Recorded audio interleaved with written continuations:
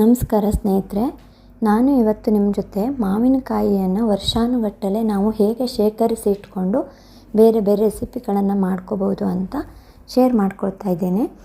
ಈ ಬೇಯಿಸಿದ ಮಾವಿನಕಾಯಿಯಿಂದ ಬೇರೆ ಬೇರೆ ರೆಸಿಪಿ ಮಾಡೋದನ್ನು ನಾನು ಈಗಾಗಲೇ ಶೇರ್ ಮಾಡ್ಕೊಂಡಿದ್ದೇನೆ. ಈಗ ನಾವು ಮಾವಿನಕಾಯಿಯನ್ನು ಹೇಗೆ ಬೇಯಿಸಿಟ್ಕೋಬೋದು ಅಂತ ಶೇರ್ ಮಾಡ್ಕೋತೇನೆ. ಊರಲ್ಲಿ ತುಂಬ ಮಾವಿನಕಾಯಿ ಸಿಗೋದ್ರಿಂದ ಸೀಸನ್ನಲ್ಲಿ ಮಾವಿನಕಾಯಿ ಆಗೋ ಟೈಮಲ್ಲಿ ಸೀಸನ್ನಲ್ಲಿ ಮಾವಿನಕಾಯಿನ ಸ್ವಲ್ಪ ಜಾಸ್ತಿನೇ ತಂದುಕೊಂಡು ಈ ಥರ ಮಾಡ್ತಾರೆ. ಮಾವಿನಕಾಯಿಯನ್ನು ತರೋದವಾಗ್ಲೂ ನೋಡಿಕೊಂಡು ತರಬೇಕು. ಅಂದರೆ ತುಂಬ ಎಳೆದಿರಬಾರ್ದು. ಮಾವಿನಕಾಯಿ ಒಳಗಡೆ ಗಟ್ಟಿ ಬೀಜ ಆಗಿರಬೇಕು.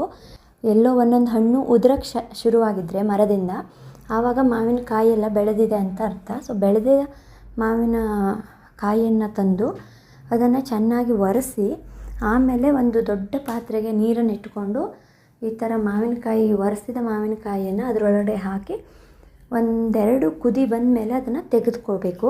ನೀರು ಚೆನ್ನಾಗಿ ಕುದೀತಿರುವಾಗ ಮಾವಿನಕಾಯಿಯನ್ನು ಹಾಕಬೇಕು. ಅಂದರೆ ಅದು ಚೆನ್ನಾಗಿ ಕುದಿಬೇಕು. ಹಾಗಂತ ತೀರಾ ಜಾಸ್ತಿ ಬೇಯಬಾರ್ದು. ಅದು ತುಂಬ ಬೆಂದುಬಿಟ್ರೆ ನಾವು ಜಾಸ್ತಿ ದಿನ ಶೇಖರಿಸಿ ಇಟ್ಕೋಬೇಕಲ್ಲ, ಅದು ತುಂಬ ಮೆತ್ತಗಾಗಿಬಿಡುತ್ತೆ. ಮೆತ್ತಗಾದರೆ ಹಾಳಾಗೋಗುತ್ತೆ, ನಮಗೆ ಯೂಸ್ ಮಾಡೋಕ್ಕಾಗಲ್ಲ. ಅದಕ್ಕೆ ಒಂದೆರಡು ಕುದಿಗೆಲ್ಲ ನಾವು ಮಾವಿನಕಾಯಿ ನೀರು ಕುದೀತಿರೋ ನೀರಿಗೆ ಮಾವಿನಕಾಯಿ ಹಾಕಿ ಒಂದೆರಡು ಕುದಿ ಬರ್ತಾ ಇದ್ದಂಗೆ ಅದನ್ನ ತೆಗೆದು ಬಿಡಬೇಕು. ಯಾಕಂದರೆ ಗಟ್ಟಿಯಾಗಿ ಬೆಂದಿರಬೇಕು. ಹಸಿದಂತೂ ನಾವು ಶೇಖರಿಸಿ ಇಟ್ಕೊಳ್ಳೋಕ್ಕಾಗಲ್ಲ, ಬೇಯಿಸಲೇಬೇಕು. ಆದರೆ ನಾವು ಗಟ್ಟಿಯಾಗಿ ಬೇಯಿಸ್ಕೋಬೇಕು.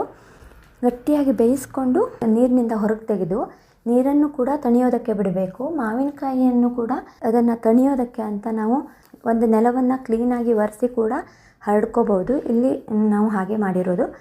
ಇಲ್ಲ ಅಂದರೆ ನಾವು ತೆಳ್ಳಗಿನ ಬಟ್ಟೆಯನ್ನು ನೆಲದ ಮೇಲೆ ಹಾಕಿ ಅದರ ಮೇಲೆ ಕೂಡ ಎಲ್ಲ ಮಾವಿನಕಾಯಿಯನ್ನು ಹರಡಿ ಅದಕ್ಕೆ ಬಿಸಿ ಆರೋದಕ್ಕೆ ಅಂತ ಒಣಗಿಸ್ಬೇಕು.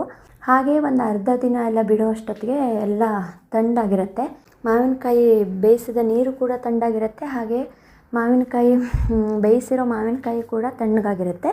ಆಮೇಲೆ ತಣ್ಣಗಾದ ಮಾವಿನಕಾಯಿಯನ್ನು ನಾವು ಒಂದು ಗ್ಲಾಸಿನ ಜಾರಿಗೆ, ಅಂದರೆ ಗಾಜಿನ ಪಾತ್ರೆಗೆ ಹಾಕಿ ಇಟ್ಟರೆ ಒಳ್ಳೆಯದು. ಅಂದರೆ ತುಂಬ ದಿನ ನಾವು ವರ್ಷಾನುಗಟ್ಟಲೆ ಮಾವಿನಕಾಯಿಯನ್ನು ಇಡಬೇಕಲ್ಲ.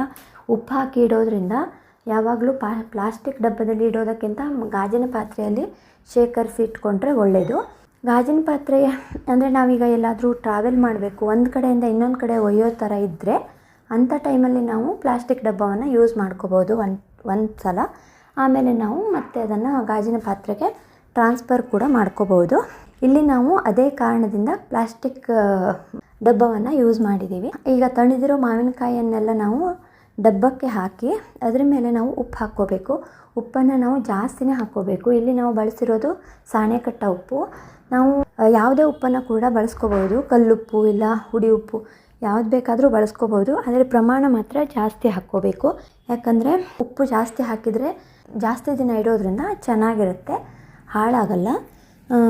ನಾವು ಮಾವಿನಕಾಯಿಯನ್ನು ಮುಂದೆ ಬಳಸೋವಾಗ ಒಂದು ಸ್ವಲ್ಪ ರುಚಿ ನೋಡಿಕೊಂಡು ಮತ್ತೆ ಎಕ್ಸ್ಟ್ರಾ ಉಪ್ಪನ್ನು ಬಳಸ್ಕೋಬೇಕಾಗತ್ತೆ.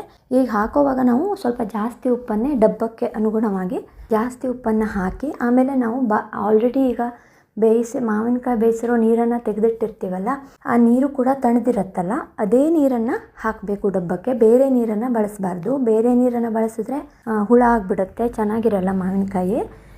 ಇದನ್ನು ನಾವು ತುಂಬ ದಿನ ಇಡೋದ್ರಿಂದ ಮಾವಿನಕಾಯಿ ಬೇಯಿಸಿದ ನೀರು ಅಂದರೆ ಅದು ಸೊನೆ ನೀರಾಗಿರುತ್ತೆ. ಸೊ ಅದು ಮಾತ್ರ ಬಳಸಿದರೆ ತುಂಬ ಚೆನ್ನಾಗಿರುತ್ತೆ. ಅದು ಮಾತ್ರ ನಾವು ಬಳಸೋದು ತುಂಬ ದಿನ ಇಡೋದಕ್ಕೆ. ನೀರನ್ನು ಹಾಕಿ ಮಾವಿನಕಾಯಿ ಎಲ್ಲ ಆ ನೀರು ಮತ್ತು ಉಪ್ಪಲ್ಲಿ ಮುಳುಗಿರಬೇಕು. ಆಮೇಲೆ ನಾವು ಇದನ್ನು ತುಂಬ ಟೈಟಾಗಿ ಕ್ಲೋಸ್ ಮಾಡಿ ಇಟ್ಟಿರಲ್ಲ. ವರ್ಷಾನುಗಟ್ಟಲೆ ಇಡಬೇಕು ಅಂತ ನಾವೇನು ಮಾಡೋದು ಅಂದರೆ ತೆಳ್ಳಗಿನ ಕಾಟನ್ ಬಟ್ಟೆಯನ್ನು ಕಟ್ಟಿಬಿಟ್ಟು ಅದರ ಮೇಲೆ ಜಸ್ಟ್ ಮುಚ್ಚಳವನ್ನು ಹೀಗೆ ಮೇಲೆ ಇಟ್ಟಿರ್ಬೋದು. ಯಾವಾಗ ಬೇಕಾದರೂ ನಾವು ಬಟ್ಟೆಯನ್ನು ಬಿಚ್ಚಿ ನಮಗೆ ಬೇಕಾದಷ್ಟು ಮಾವಿನಕಾಯಿನ ತೆಗೆದು ಮತ್ತೆ ಹಾಗೆಯೇ ಕಟ್ಟಿ ಮತ್ತೆ ಮುಂದೆ ಯೂಸ್ ಮಾಡೋಕ್ಕೆ ಅಂತ ಇಟ್ಕೋಬೋದು. ಈ ಥರ ಶೇಖರಣೆ ಮಾಡಿ ಇಟ್ಕೊಂಡ್ರೆ 1 ವರ್ಷ ಕೂಡ ಹಾಳಾಗಲ್ಲ, ಹಾಗೇ ಇರುತ್ತೆ ಮಾವಿನಕಾಯಿ. ಯಾವಾಗ ಬೇಕಂದರೆ ಆವಾಗ ನಾವು ತೆಗೆದುಕೊಂಡು ಬಳಸ್ಕೋಬೋದು. ಉಪ್ಪನ್ನು ಮಾತ್ರ ನಾವು ರುಚಿಗೆ ಎಷ್ಟು ಬೇಕೋ ಅಷ್ಟು ನೋಡಿಕೊಂಡು ಹಾಕ್ಕೋಬೇಕು. ತುಂಬಾ ಚೆನ್ನಾಗಿರುತ್ತೆ. ಇದರಿಂದ ತುಂಬ ವಿಧವಾದ ರೆಸಿಪಿಯನ್ನು ಮಾಡ್ಕೋಬೋದು. ನಾನು ಆಲ್ರೆಡಿ ಇದರಿಂದ ಯಾವ ಥರ ರೆಸಿಪಿಯನ್ನು ಮಾಡ್ಕೋಬೋದು ಅಂತ ಶೇರ್ ಮಾಡ್ಕೊಂಡಿದ್ದೀನಿ. ನೀವು ಕೂಡ ಚೆಕ್ ಮಾಡ್ಕೋಬೋದು. ತುಂಬಾ ರುಚಿಯಾಗಿರುತ್ತೆ. ಈ ಥರ ಇಟ್ಕೊಂಡ್ರೆ ನಾವು ಮಾವಿನಕಾಯಿ ಸೀಸನ್ ಅಲ್ಲದೇ ಇರೋ ಟೈಮಲ್ಲೂ ಕೂಡ ಮಾವಿನಕಾಯಿದು ಬೇರೆ ಬೇರೆ ಪದಾರ್ಥಗಳನ್ನು ಮಾಡಿ ಊಟ ಮಾಡ್ಬೋದು. ನೀವು ಕೂಡ ಟ್ರೈ ಮಾಡಿ ನೋಡಿ. Thank you.